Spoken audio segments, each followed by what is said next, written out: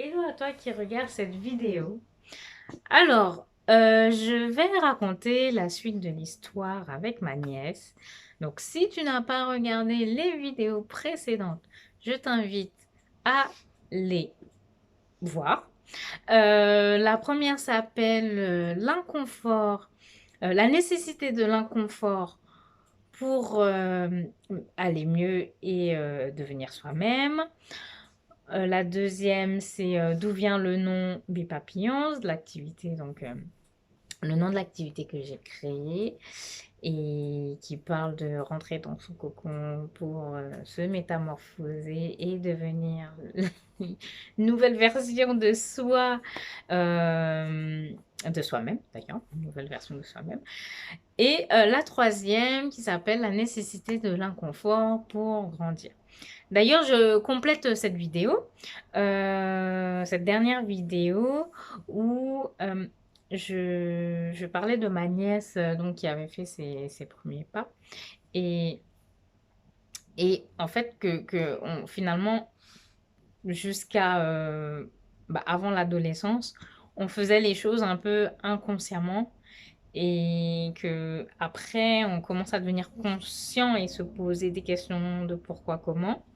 Et donc, toute cette période qu'on fait inconsciemment, justement, il y a cet inconfort qui nous permet de grandir. Donc, de se dire que oui, ben, les autres, ils marchent, et ben moi aussi, j'ai envie de marcher, et donc on apprend à marcher. De se dire, bah, les autres, ils peuvent toucher ça, ça, ça, et moi, j'y ai pas accès. Donc, bah, moi aussi, je vais y aller et, et découvrir. Euh, Quand on apprend pareil, bah, lui, il sait lire, il peut raconter des histoires, il peut faire ça, il peut faire ci. Et moi, je peux pas. Donc, j'essaye d'apprendre, je peux compter, lire, voilà, évoluer. Et donc, en fait, ça vient aussi quelque part d'un inconfort inconscient qui fait qu'on va grandir. Donc, quand on est petit, si je peux dire. Et puis après, on commence à se poser des questions. Et donc, ma nièce, qui me disait, oui, j'ai l'impression que vous avez changé. Alors, que, que les gens changent autour d'elle, mais elle a précisément parlé à ce moment-là de sa mère, donc de ma sœur et de moi. Donc, effectivement, nous aussi, on change, on devient la meilleure version de nous-mêmes. Et donc, on renvoie peut-être une autre image, donc ce qui fait qu'elle a l'impression qu'on change. Mais moi, surtout, ce que je lui ai dit, mais tu sais, en fait, c'est toi qui es en train de changer. Et là, elle a dit quelque chose qui m'a choquée. Et elle m'a dit, mais moi, j'ai pas envie de changer. Moi, j'ai pas envie de grandir. Mais moi, j'ai envie que ce soit comme avant. Et franchement, ça m'a fait bizarre. Je lui ai dit, mais avant, t'étais un bébé. Et maintenant, t'es plus grande. Et tu peux faire plein de choses. Donc, je l'ai invitée à réfléchir en se demandant, mais euh, tu vas rester un bébé toute ta vie? Euh, Tu vas faire comme un bébé toute ta vie? Est-ce que même tu as envie de rester un bébé toute ta vie?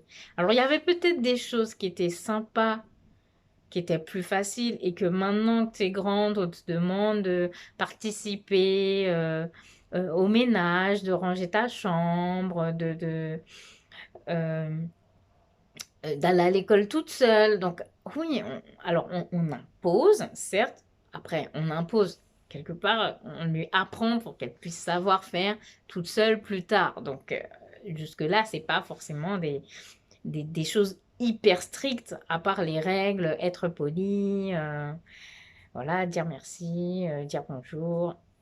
Et faire attention à soi, ne pas foutre le feu dans la maison.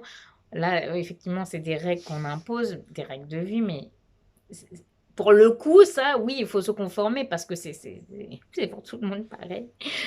Et encore, c'est pour notre sécurité. Mais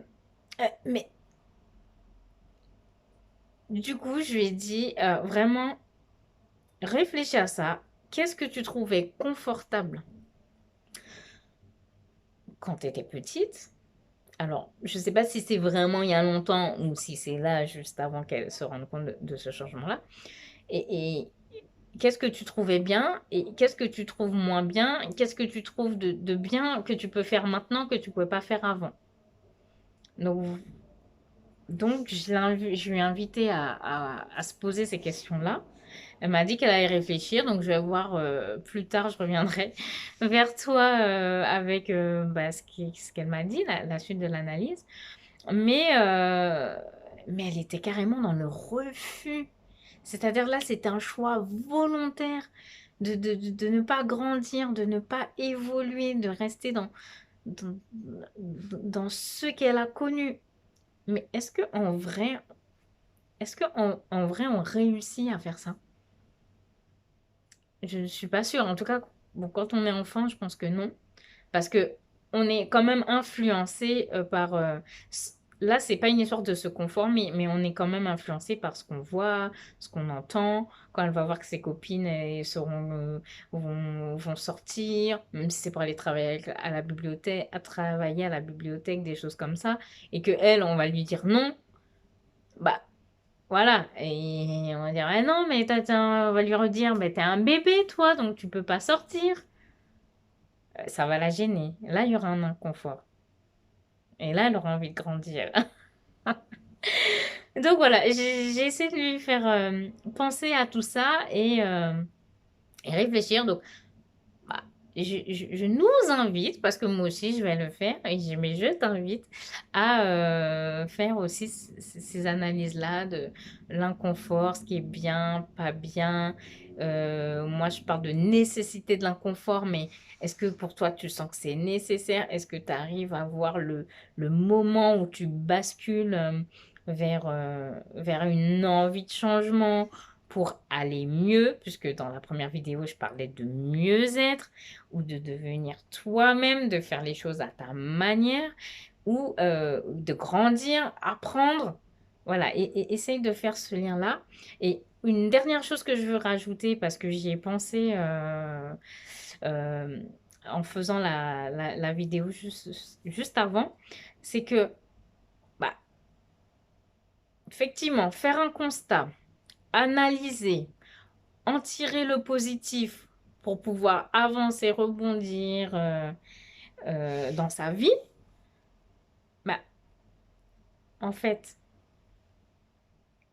je sais qu'on dit qu'il faut pas ressasser le passé, retourner dans le passé, repenser dans le passé. Et en fait, il ne faut pas rester bloqué dans le passé. Il faut avancer. Ça ne veut pas dire qu'on ne peut pas y retourner pour analyser. Par contre, ce que moi j'apprends à faire, c'est de pouvoir analyser, retirer le positif, le garder comme une richesse et grandir avec et grandir vers autre chose, aller vers autre chose. Mais en fait, de le faire quasiment, pas instantanément, mais assez rapidement. Ça me fait penser à quand j'aide les personnes à faire leur CV et que des fois, elles me disent, ah ouais, mais je me rappelle pas avant comment c'était et c'est trop loin. Donc en fait, plus vite on fait les choses et qu'on garde quelque part écrit en vidéo. Maintenant, il y a la vidéo qui existe, mais on peut écrire en tout cas des traces de notre évolution et qu'on s'en nourrit et qu'on s'en sert. Plus vite on fait ça et moins ce sera difficile de revenir en arrière. On n'aura peut-être même pas besoin de revenir en arrière. Donc, essayez de le faire presque à chaque fois pardon, presque à chaque fois que tu notes un changement, essayez de faire cette analyse, retirer le positif, faire le tri avec ce qui n'a pas été, et pas j'allais dire dans 4 mois. Après, ça dépend ce qu'on vit, hein. Ça dépend ce que tu vivras quand je dis ça. Après, moi, j'aime bien faire une fois par an, essayer de faire le point. Mais selon ce qui se passe là, comme dans la vidéo où je parlais des conneries qui coûtent cher, Donc ça, c'est juste avant l'inconfort et c'était par rapport à la prise de responsabilité.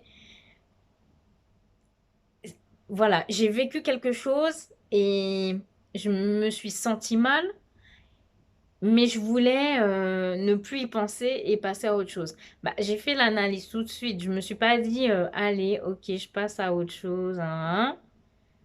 Et puis après, plus tard, de me dire, «Ouais, mais en fait, qu'est-ce que cette expérience, ça m'a apporté?» Non, j'ai fait tout de suite et c'est plus ça simplifie, en fait.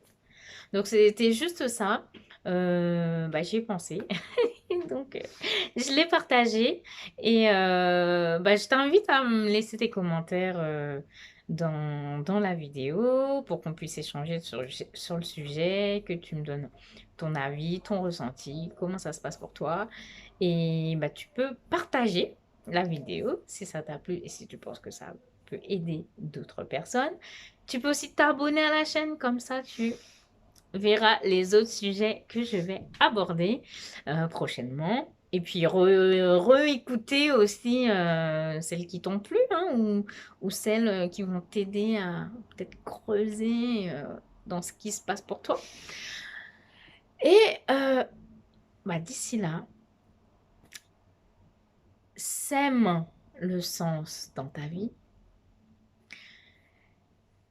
Cultive le plaisir et récolte la joie de vivre au quotidien. Bye bye!